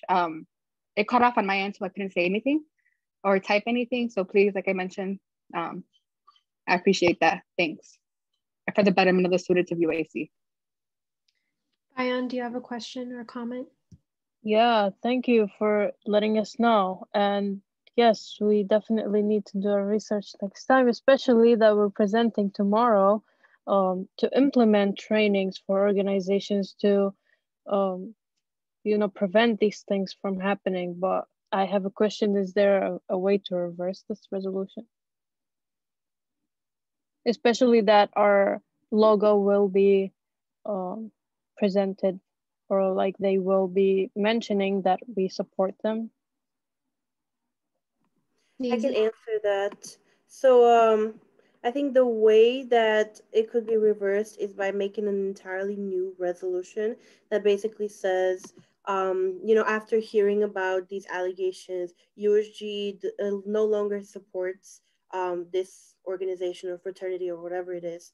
But I don't know if that could happen tonight because we are already at the end of the meeting. I'm not sure. I want to ask Jocelyn a quick question. Thanks, Daisy. Sorry. But I want to ask Jocelyn if there is like a specific resource that, or like where the information is presented. Oh, yes, of course. So for fraternity and sorority information, you can email Kevin Kane directly from UIC.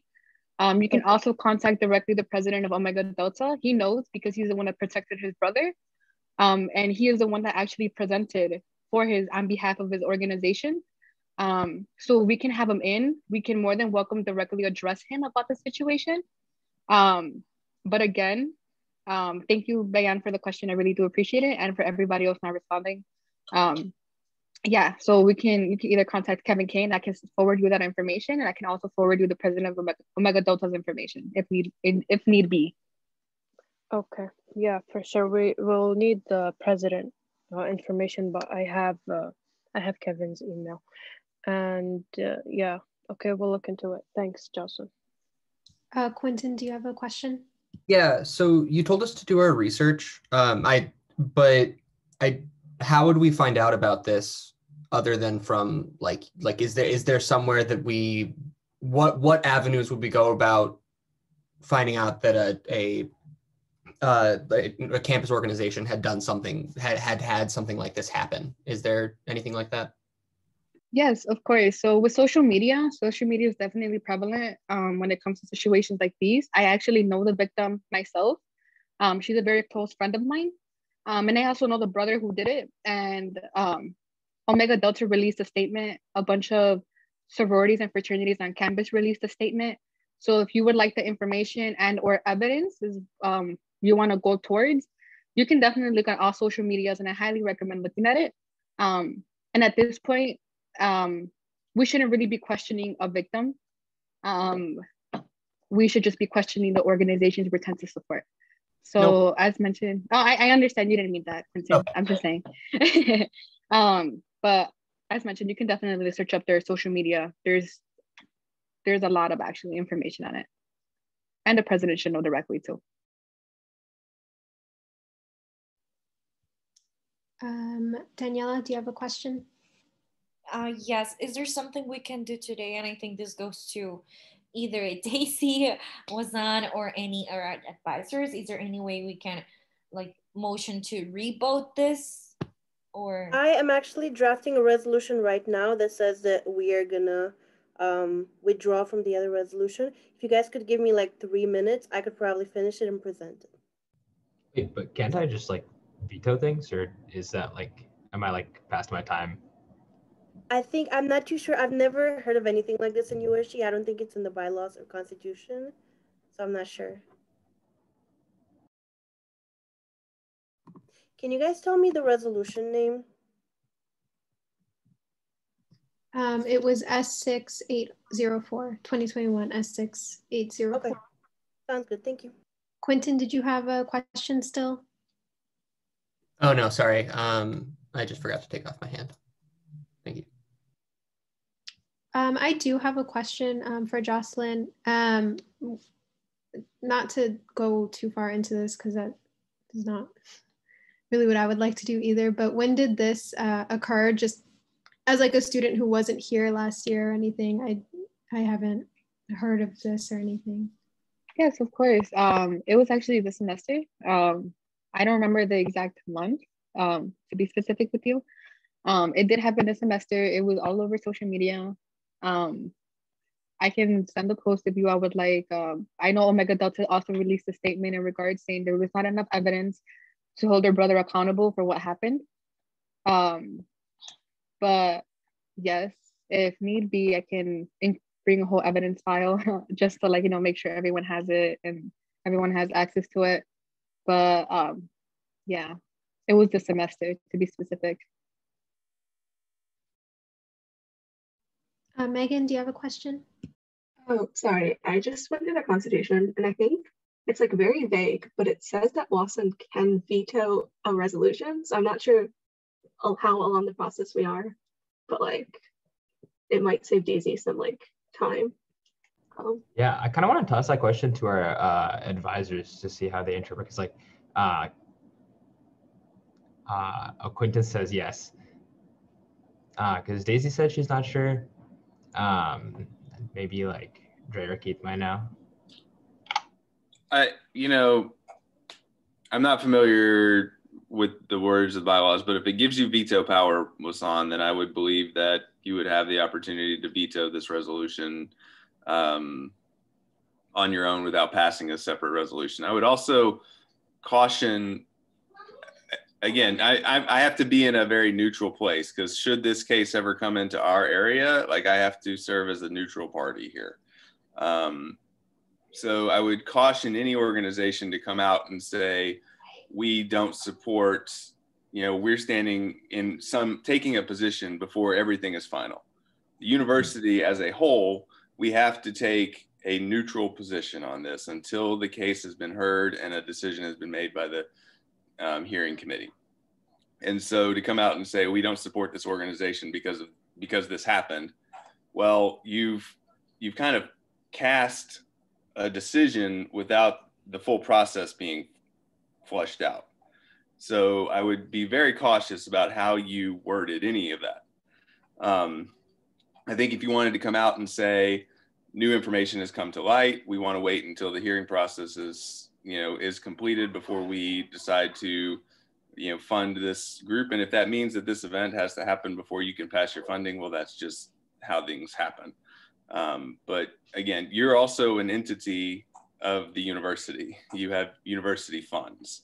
You have state funds. So I would, advocacy is great on behalf of your organization, but there are some times where you still should stay neutral until all decisions have been made.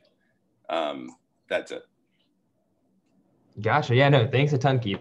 Then yeah, just based on what you said, I think I'm going to our chair, Kayla, for tonight. I'm going to issue an executive order to go ahead and let me put up my email so that I know what it is that I'm doing really quickly. Give me like 2 seconds, y'all. Daisy, no, sorry. Wait, sorry, let me just finish this motion. I'm like 2 seconds from being done. I'm going to go ahead and issue an executive order to veto Resolution 2021-S6-804 on the grounds that it's antithetical to the sort of work that we're doing, both to confront and hold accountable folks at OAE and folks at the Title IX office, and of course, most importantly, the work that we do to support and believe survivors of sexual violence. So I think that's that, Kayla. Okay, thank you. Power to Daisy for doing the resolution though in 20 seconds. But there has been what do I do? There's been a power to veto. There's been a motion, yep. Okay, there's been a motion to veto resolution 2021 S6804. We don't vote on this, correct? It's just done. I'm not sure, to be honest. We've never had a veto before, so. I don't think we vote on this. You guys do vote, and it can be overturned on like a 2/3. Oh, okay. All those in favor, please say aye. Aye. Wait. Sorry. I'm so sorry. Could you just clarify when you say all those in favor, like in favor of the veto or in favor of overturning the veto? My bad. Oh, got it. All those in favor of the veto for resolution 2021 S6804, please say aye. Aye. Aye. Aye. Okay, all that opposed, please say nay. No. Does anyone abstain? Okay, so there has been so resolution 2021 S6804 has been vetoed. Are there any questions? No. Yeah, I just think we should look into this vetoing power in the future, just so then we don't seem so confused by this power. Agreed. That's something you and I can work on, Matthew. Yeah. Yes. With the. Yeah. Okay. Sure. Okay. Awesome. Okay. Sorry, I'm looking at the chat. Abigail, do you want to discuss on how to respond to this veto, or like let them know?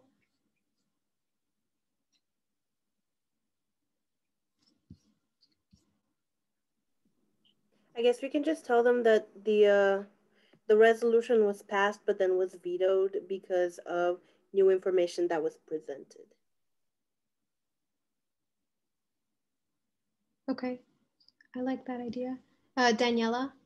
Yes, I was just gonna say, instead of saying new information, as Keith's saying, let's just not state that there was new information regarding the case. Let's just try to say, because of the allegations of sexual misconduct, this was vetoed. But if we say that there was new information, then maybe they think we found like more information about the case. So just to make sure that we're on the clear with that. Anshu asked if he should invite the president to a future meeting. Does anyone have a response?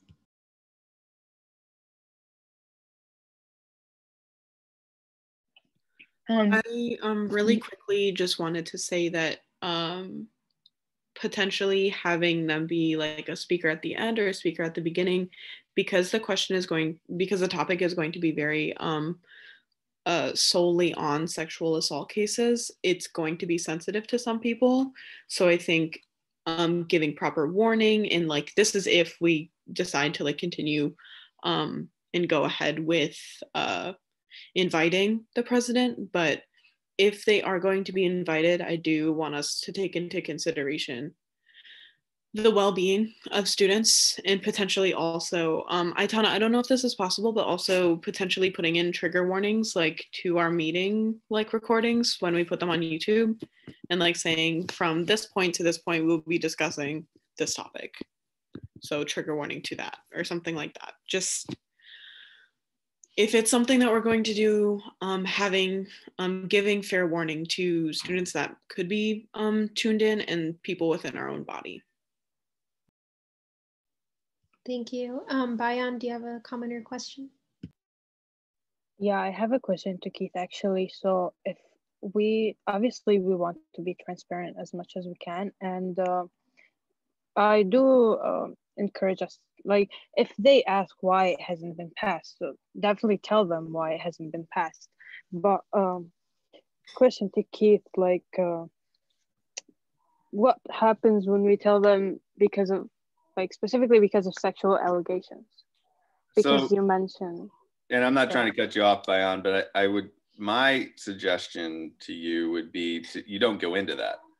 My suggestion would be to say the resolution was vetoed and the veto was not overturned by the body. And I think you leave it at that. Okay. If they have further questions, they can talk privately to either Wasan or to somebody on, to Daisy or someone, and they can share that in a one-on-one basis. But again, you're putting this information all on YouTube. Yeah. So they're going to hear all of it. Or if they want to, they can hear all of it. But at the same time, I think you don't have to give them a statement about why. You can simply say that it was originally passed, it was vetoed by Wasan, and the body did not overturn that veto. And that's all the information they need. If they have further questions, they can ask them. Okay, got it. I was just wondering like how transparent we had to be. So thank you for that. Daniela? Yes, I was just gonna say, I don't think we should invite the president because when we don't pass any other resolutions, we don't call the other person just to tell them like your resolution wasn't passed. They can, if they want to say something, they have public comment, but I definitely don't think we should be put into that position, because then we would just be kind of shaming an organization, which should be shamed, but just we wouldn't be the entity to do that at all.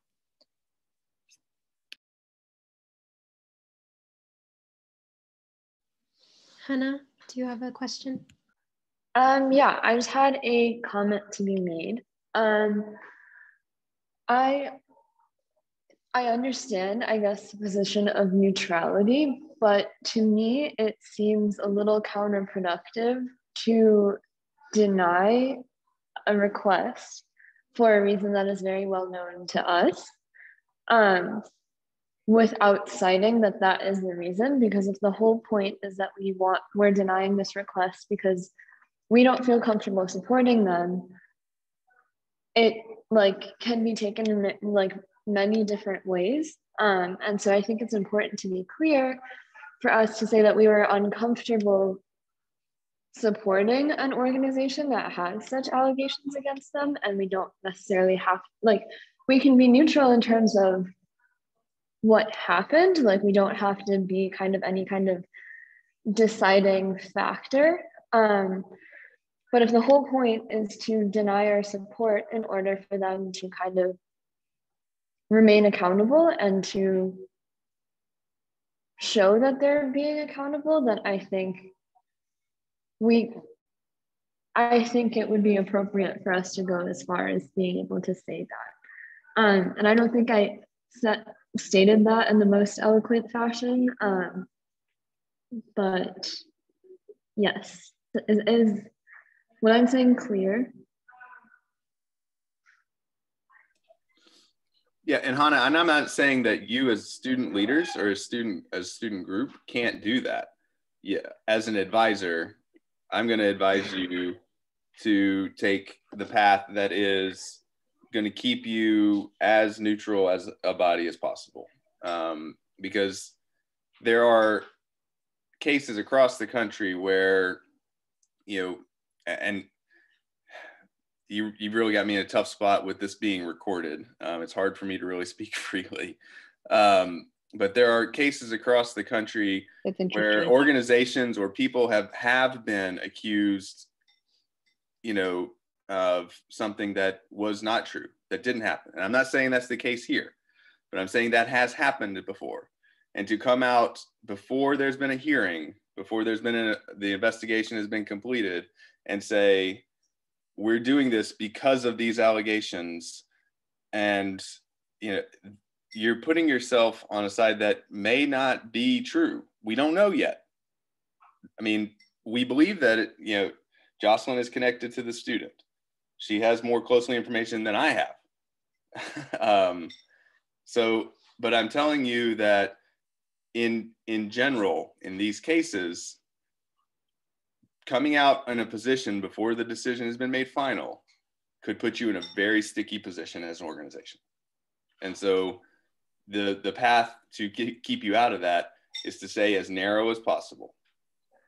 There were, Yeah. you present the facts, and that's it.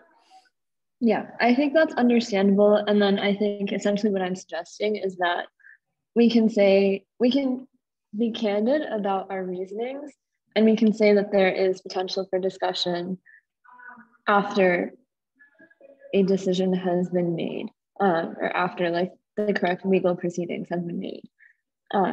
It's just my personal opinion, but obviously discussion is open. Daisy, do you have a question or comment? So I have a quick comment. So I agreed with Hannah's first comment, which was that we should be comfortable explaining to the organization why we denied them funding. I know in my time in USG, we have denied funding for various reasons. Some have definitely not been as bad as this one. For some funding, we've declined it because we had questions that didn't really, or like the organization couldn't really answer them, or they were spending the money in a way that we disagreed with. And I personally think that in this case, there has been an allegation made. And while we wait for the decision, I think we can say we are denying you funding because of this allegation. We're not saying the allegation is true or false. We're saying there is an allegation. And because of this allegation, USG is not comfortable with, being associated with that.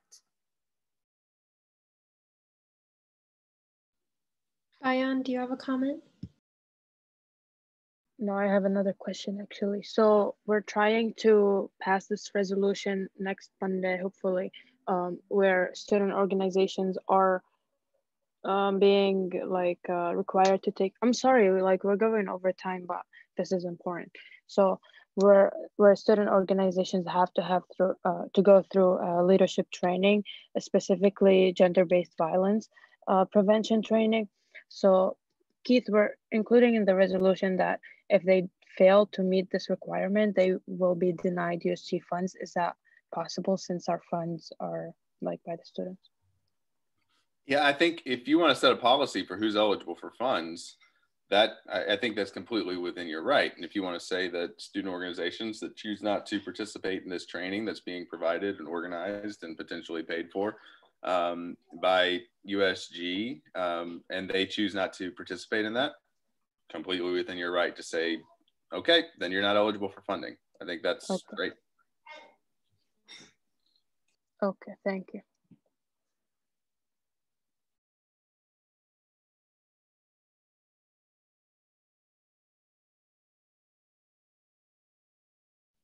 Matt, do you have a question or comment?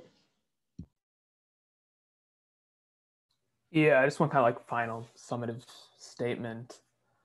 I mean, I think we can all agree that under no circumstances should we be giving funding to an organization that is going through any sort of academic, social, or probationary hearing. And that's the current situation. And therefore, we cannot and should not be funding the blood drive.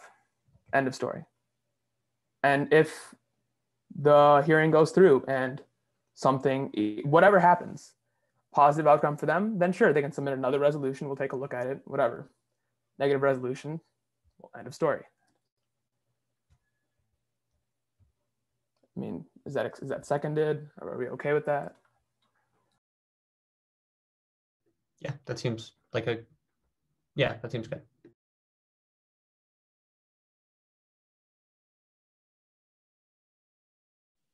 Jocelyn. First, I want to start off by saying thank you for everyone who actually listened and understood the situation. I know, like I said, it was definitely a quick turn of tables. And thank you, Daisy, for starting up that resolution. Shout out to you and shout out to everybody for understanding and not excusing a rapist, even if it's just an accusation. Higher institution always does this. It comes to accusations, so we have to remember higher institution is usually wrong. And it will always and forever be towards the side of white supremacy. So I don't want anybody in this group to forget. So shout out to everyone in this group because we got it done. and that's how it's supposed to be. We're the ones that make it up. We're using student fees, and we will always and forever support students because that is the purpose of the undergraduate student government at UIC, and it will maintain like that. There is no ifs, there is no buts when excusing a rapist or organizations that support brothers or sisters or they or them. We don't support it, and that's that on that, period.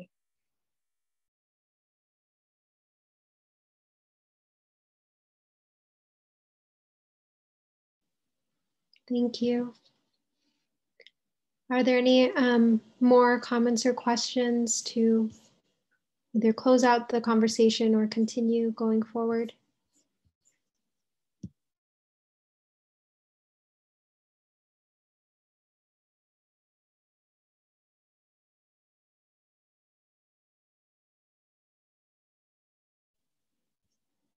Any final comments?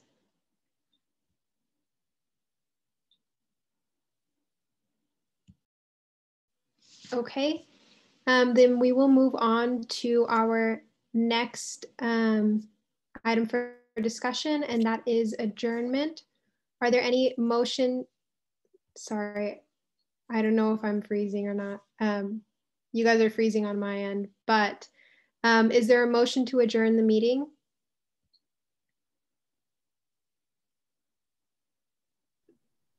Motion to adjourn. Is there a second? Seconded. Okay, all those in favor, please say aye. Aye. Aye. All that opposed, please say nay. Does anyone abstain? Okay, and with that, the meeting is adjourned at 8:11 p.m.